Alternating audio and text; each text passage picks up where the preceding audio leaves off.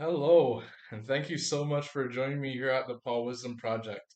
This has been a long time coming. I've been thinking about doing this, and I believe that I'm ready to kick it off. So get it off the ground.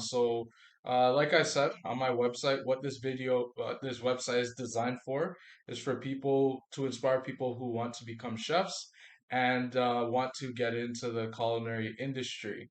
Also, I have perspective on the culinary industry. I've been in this industry for 11 years now in 2023, and I can say that it's been great. There's been a lot of learning experiences for me, and yeah, I just want to go through all the things that I've gone through up until this point. So I started off in this industry when I was 16 years old. I started off just not knowing if I was going to be a chef or not. Essentially, what happened was I had went away to a camp for about say summer, and then when I went for the summer, I was only 16. So I really didn't know anything about cooking. So went to the camp, and when I went to the camp, I saw this lady who was cooking, and I was excited because she was stirring something and I wanted to help. I asked her if I could help, and she said, "Go ahead, but just make sure it does not burn." So I went ahead and I gave it a shot, and I was stirring it, and everything went well there. And yeah, for some reason, right there and then, I just found that I had a passion in me sparked for cooking. And so when I came back home from the camp, I came home and I told my parents, I want to be a chef. I want to go to culinary school. And so they said, okay, we'll sign you up. And so they started signing me up for different chef schools, George Brown, Humber College, and I ended up applying to both George Brown and Humber. And when I applied, I found out that I got accepted to both schools, which was great. The only thing now is which one am I going to go to? So I asked around, spoke with some chefs, and they told me that if you live, depends on where you live. If you live closer to either one, you might as well go to the one that suits where you live. So I decided to go to Humber College. And so I went to Humber College. I can say that it was a really, really good experience. I really enjoyed my time there. I really enjoyed all the things I learned, all the culinary instructors who taught me the things that they taught me, all the knowledge and all the tricks and all the theory and all the things that I did there. I can say it has paid off in my in so far in my industry and in my goals that I'm trying to achieve. So yeah, I went through culinary school, and then once I did the 1 year culinary skills diploma, and then once I was done that 1 year skills diploma, they had actually sent me off to they sent me off to this internship over at in Brampton where I was living at this golf course, and I can say that was a great experience for me. It certainly gave me a look into what the industry actually looks like. It's really fast paced. There's quite a lot of pressure. There's a lot of work to be done. You got to be quick. You got to want to learn the stuff. That's the thing with being a chef. I wanted to point out, and it's that if you don't have a passion for being a chef, then you will not, and I repeat, you will not make it through the industry. I can't tell you how many people I've met throughout the time I've been cooking who say who start out going into the industry and they like it, but then the passion's just not there. And so once the passion's not there, they just decide that, hey, this is just not the right thing for me. And so I would say before you even decide to step foot in the industry, make sure that you really have a passion for it. So that's the first thing. So back to my experience at the golf course. So this golf course, it was a great starting off experience for me because um, it showed me what the industry looks like in all facets. That was cooking in the prep, cooking online, doing events, working with different personality chefs. And I mean, yeah, that was a great experience for me. It was definitely an eye opener to really ask me a question: Do I actually want to do this for the rest of my life? And so I continued doing that, and I worked there for about 2 months just for an internship that the college sent me on, and then after that. I just branched out. I started working in different places. I worked in restaurants. I've worked in golf courses. I worked at a hotel and conference center. I've done events. I've done some fine dining. I've done pretty much the whole thing when it comes down to cooking.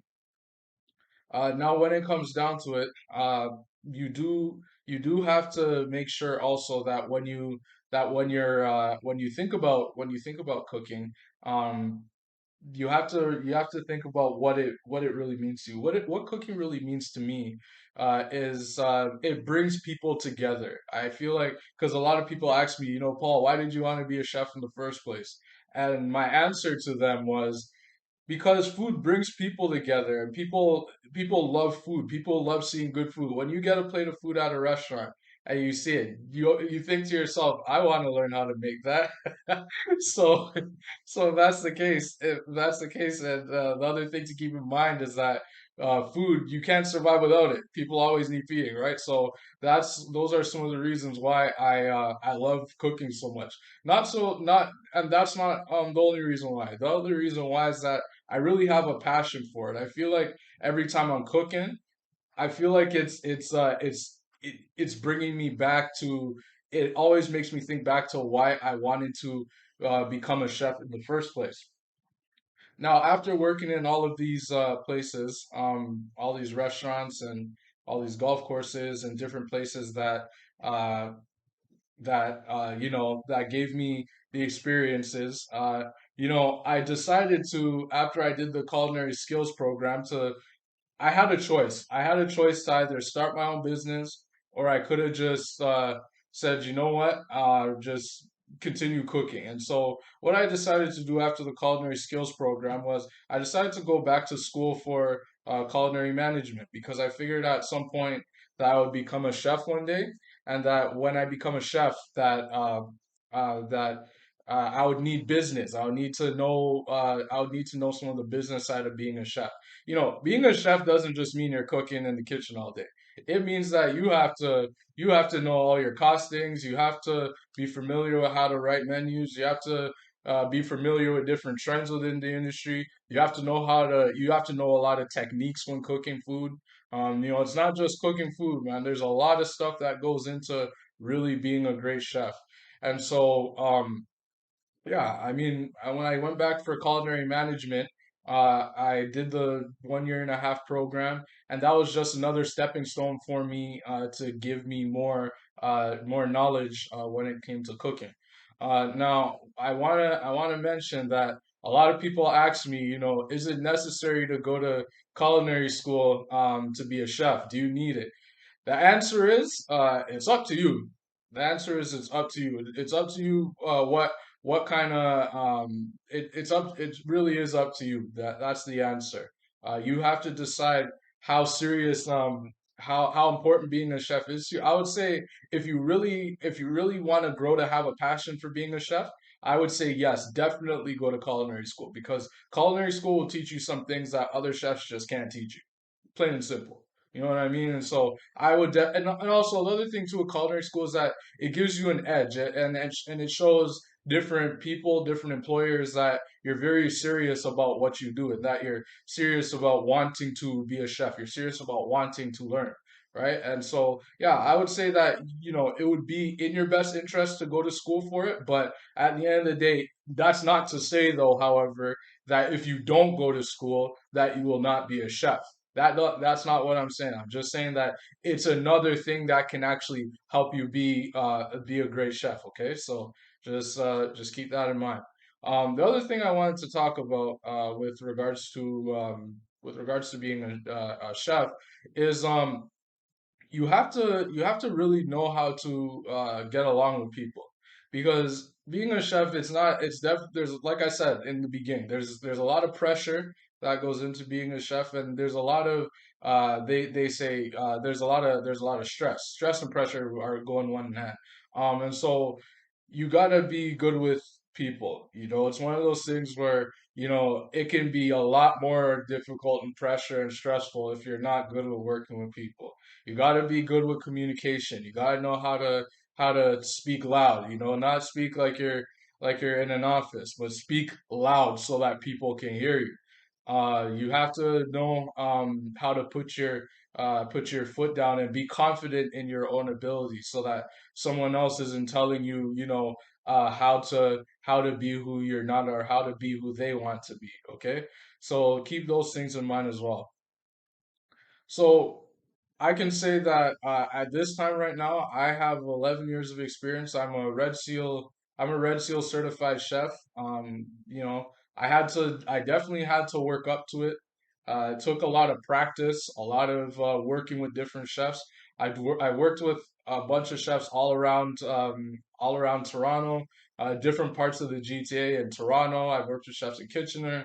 I've worked with chefs in Windsor. I've worked with chefs all over the place in Mississauga.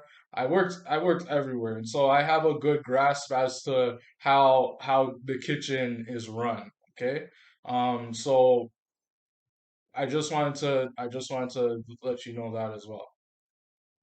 Now, when it comes down to it, getting your red seal, the does getting your red seal mean you're any better than another chef?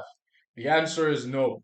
The answer is no. I know I've worked for a lot of chefs who didn't have the red seals and are really good chefs. But there's also chefs that had the red seals that, weren't confident in their own abilities. And so the answer is that no, you don't need your red seal to be a great chef. It's another thing that it's something else that can get you, noticed by different employers around the globe, but it does not mean that it won't disqualify you from being a really good chef. Just wanted to point that out as well. Um, now, I'm like I said, this website and this video is just a it's just a little motivation video to help people who want to become chefs. Uh, I wanted to also mention in terms of the life of a chef. So I'm gonna end this video, but I'm gonna make another video that talks about what the life of a chef actually looks like. So this is part one. This is just a motivation video to tell you a little bit about myself and tell you a little bit of all the things that I've done. But the next video is going to be about um the how to what the life of a chef actually looks like. Okay, so thank you for joining me. I appreciate you so much for taking the time to watch my videos, come on my website and see what new content I'll be bringing to you all. Okay, thank you.